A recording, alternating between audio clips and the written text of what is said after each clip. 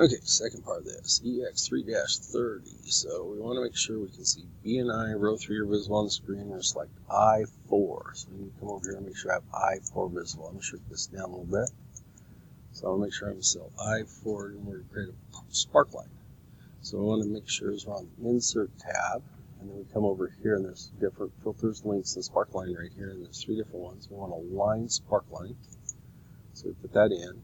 And it's going to say the data range, which it shows. So we want to drag through B4 to G4. And if you can't see this, you can move this down. Well, B4 through G4 has the data range. Select the range. Now release the mouse. Now release the mouse to the B4, G4, and then click the OK. And it looks like the chart in the book, so we're good. So select the cell display sparkline. Now with the more buttons, we want to come up here. We're going to go in here and look at different sparklines. Right now, we want to select the blue sparkline. It looks like the 4th one down. So it should be blue sparkline style. It's that one lighter, 40%. The one we want. And then point to the fill handle on I4 and select down to I8. Say to I18. We're going to clear down here to I18. Not sure why it hadn't been clear down to I18, and they show values in I. So I've missed something here. I have 3029. So the totals, I was supposed to bring these totals down. That's what's going on. So I missed the step where I was supposed to bring the totals down. And the values across. So anyway, with this down to here, and that same numbers they have in there. Now they're going to change the sparkline. So I4 through I18. We're going to go in here and select these, and then click the Sparkline Tool Design tab. So up here where they're talking about is this Design tab, and we're going to change this to a column Sparkline. And you'll have to do that on the test. So save the work again. Yeah, we're going to go into Sign Format. So B4 to H4, B4 to H4. Select those, range format while holding down the Control key. You can do these in 2 steps, but anyway, they want us to select this range. And then they also B9 to H9. And then B14 to H14. And then the B16. So these, and I could have did it in 3 different steps, but anyway, with that done, we're going to come up here and pick currency for these. So I want them to be currency. So currency is necessary 2 decimal plots, you don't have to worry about that. And then to ensure the format, select the red font color. So I want this red font color, and I'm going to go down and pull this down, make sure I have the right red. Yep, red font color. So select red. Oh, for negative. I need to undo that. What they want me to do is I need to open up the currency number box here, and I need to bring this up and then pick this red one if they're negative.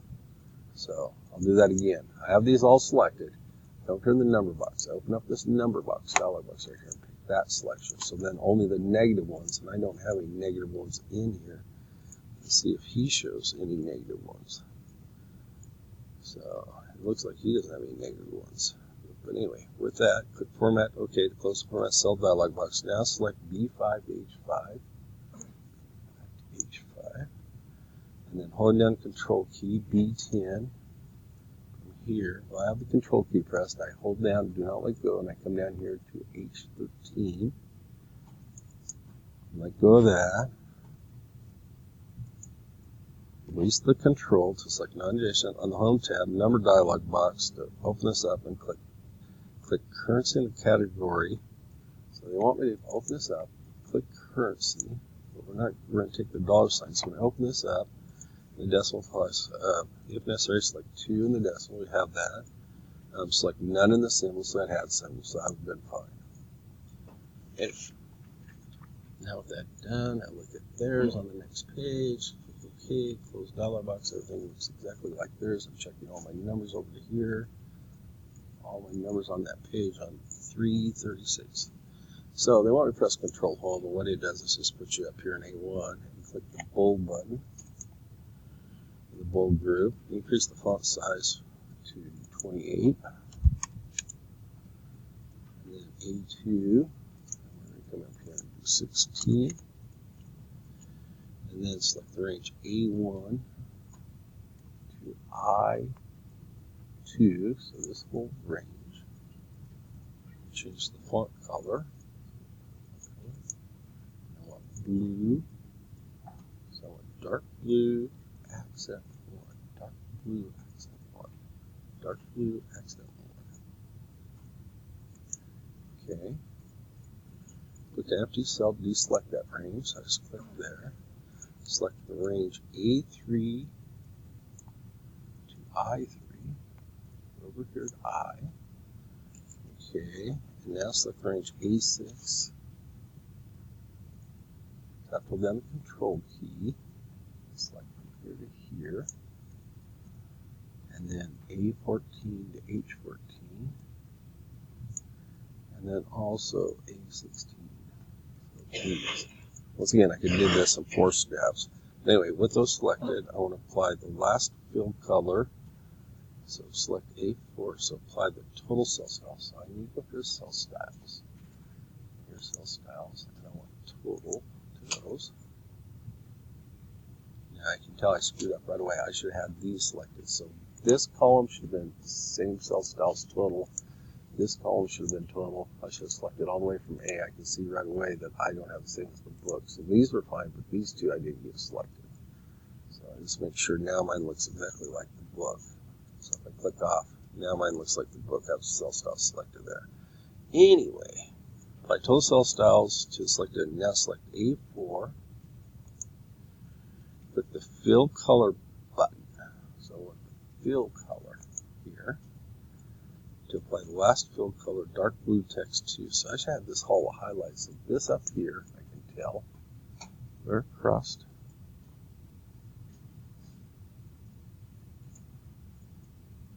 I should have been a fill color. And it should have been dark blue text 2. So I go dark blue text 2, lighter 80%. That one.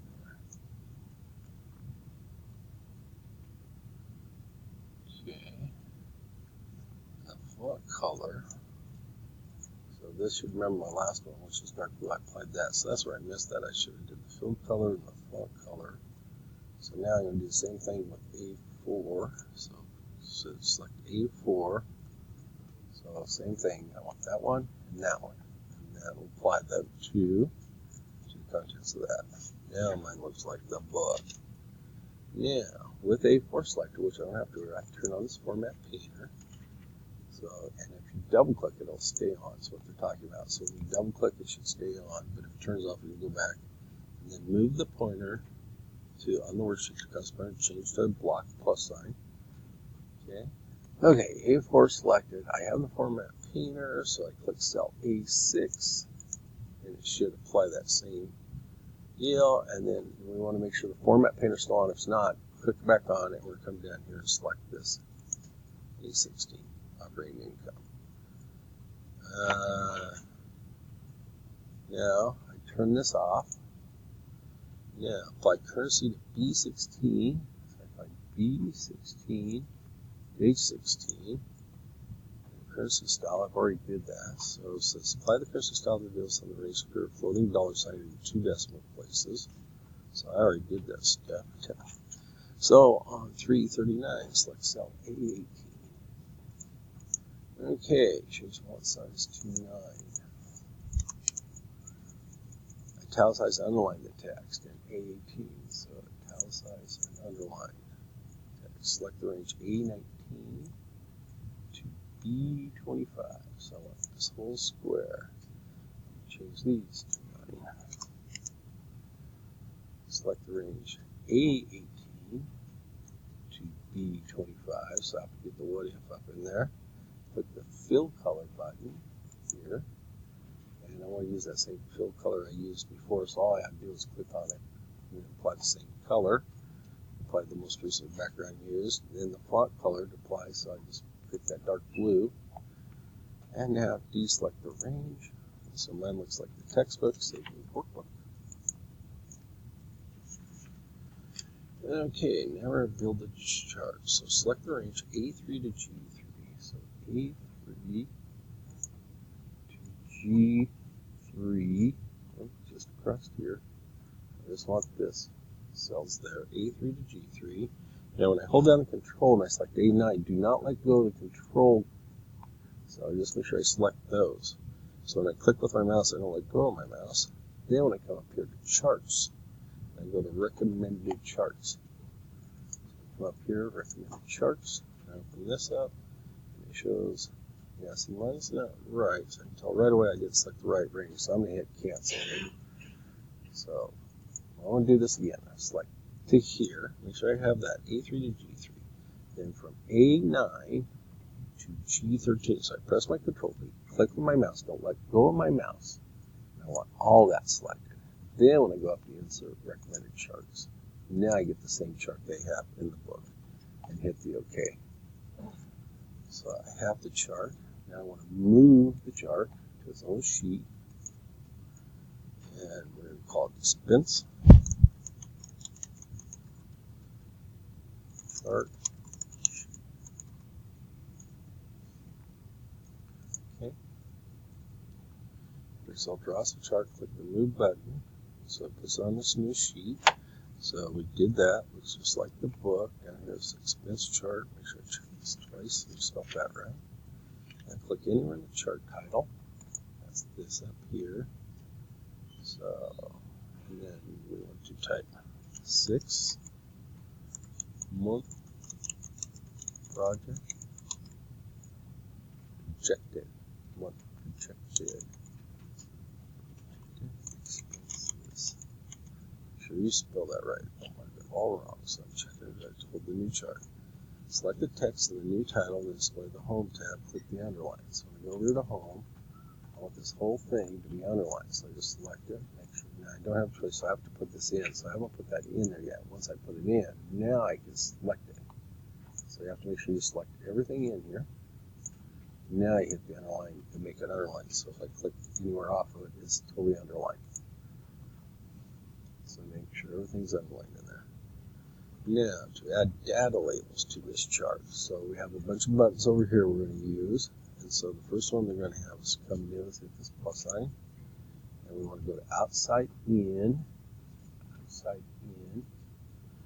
So we want data labels. Hit this button. And outside in is the one we want. Now mine looks like theirs. Okay. Now we're going to do filters. If I come down here, I go back out here, just click off anywhere. If I click back on my chart, bring up filters here. And then in the series selection, so I want to uncheck in the series selection, click the bonus aside checkbox to remove. Here's the salary to remove them. And then hit the apply button down here at the bottom. So now mine looks like they're chart filters to close it. So I just click on this to close it back up. Now, anywhere in the chart area outside the chart to select it, then click the Chart Elements button again. So that's these here. Point to Access Titles. Okay. Click Access Titles. We want Primary Vertical. So I put the title over here. Okay. Now click the Elements button to remove the chart's element gallery. So what it means is just click on the plus button to remove it. And now click the chart elements button, remove the chart elements, so select the placeholder text in the vertical axis. So that's this here, and replace it with a dollar sign. So what I'm going to do is, this is selected, I type the dollar sign, and hit enter, there should be a dollar sign there. And then right click the axis tile display shortcut menu, so I have to be right on it. Right click format axis title. That title, necessarily click the title options button. So that's this one up here. And I didn't have to, it was already chosen. Click the size and properties. That's this button here. And then we're going to come down here to this rotate, open this up, and rotate all text 270. We want to go up to horizontal. So we need to change that to horizontal.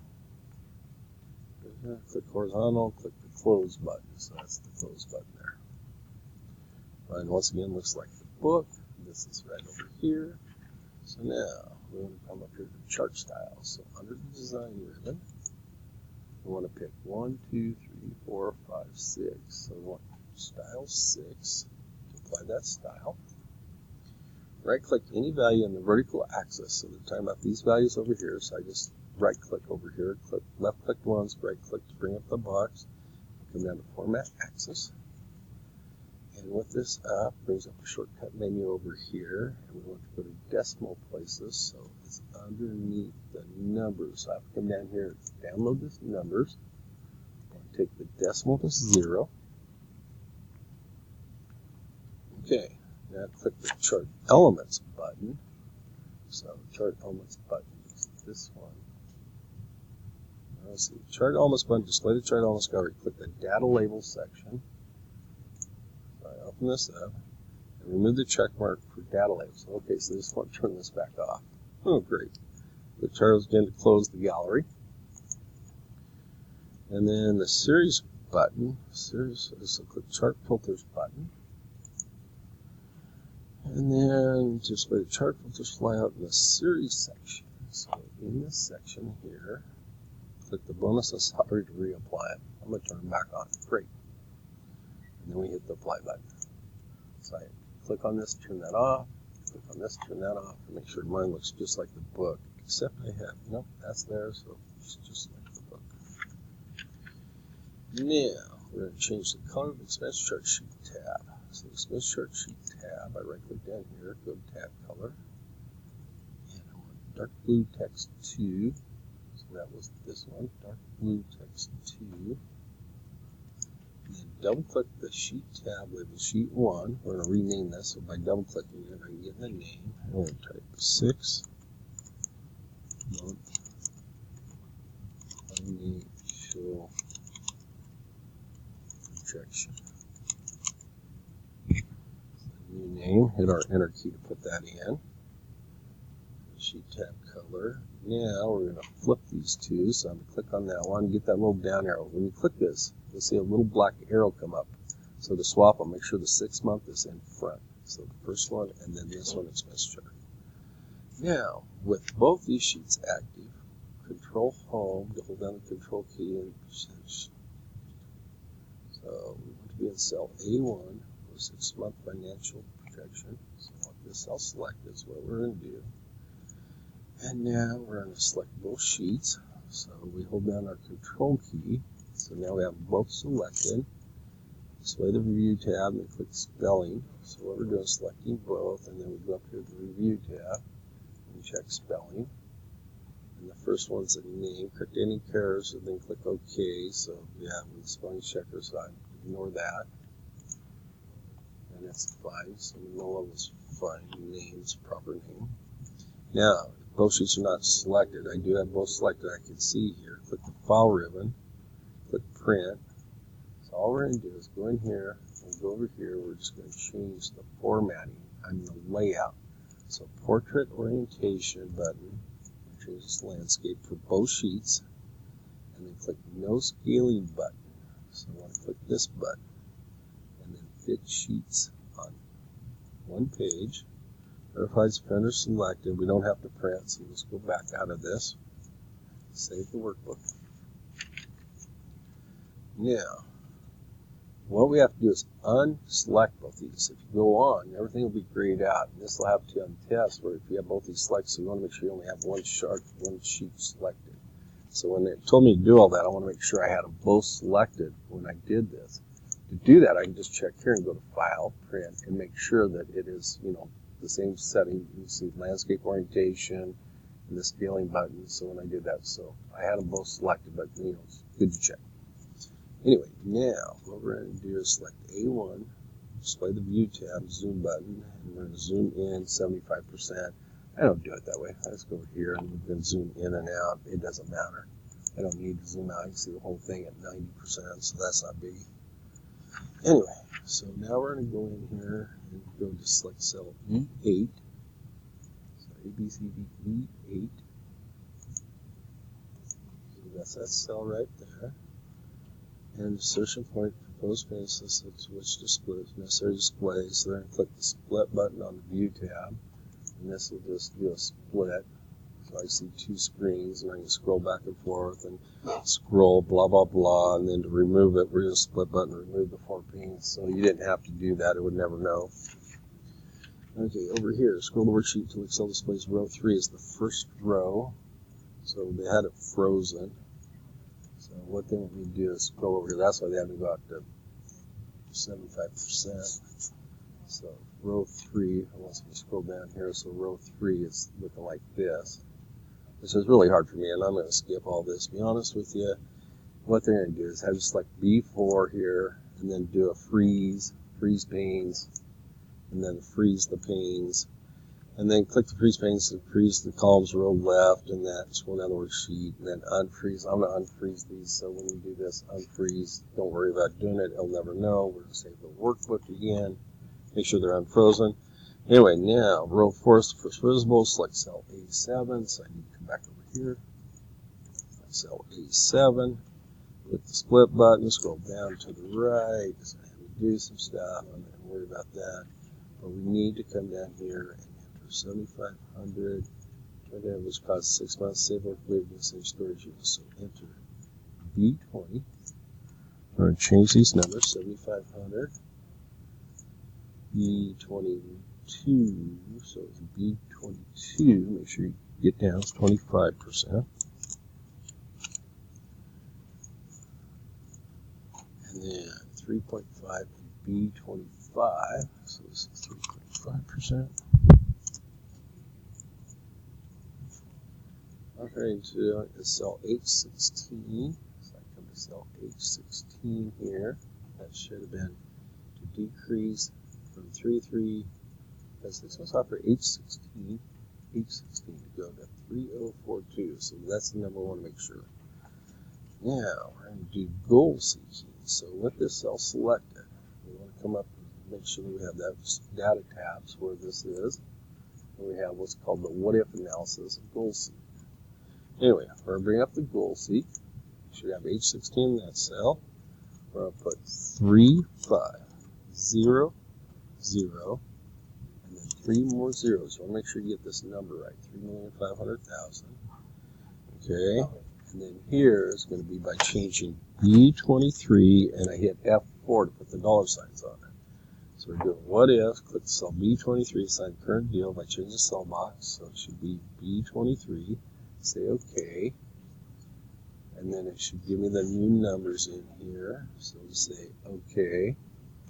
So adjusted those numbers to make this 3,500,000 by changing the numbers down here, and he talks about that. This should be 4.15%. I noticed down here that they have a couple extra decimal places on there. So I'm going to take these 3 right here. I'm going to increase, because I know on theirs, I see that they have increased decimals. So I need to add a couple decimal places to make sure mine looks like theirs. I missed that step. I also see this one here is comma style. This one here is with 2 decimal places, so I'm going to increase that. So I'm just looking at all my numbers down here, make sure I have the same numbers and everything with 4.14, and I just increased the decimals. And anyway, click the cancel button in the goal seek dialog to redisplay the values in the worksheet. I freaking didn't hit the cancel button, so what I'm going to have to do is hit the undo all that.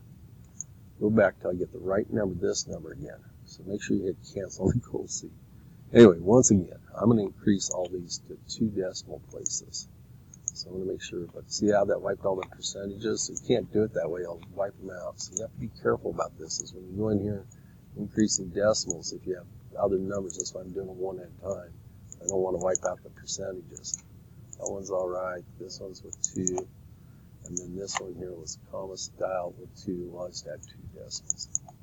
I don't think I marked it wrong, but I want to make sure I have the same decimals they have, so at some point I missed that. Anyway, it goes on, accessibility features, all this, we're done. I'm going to save this and upload it, so that should help you figure out how to do this. Good luck.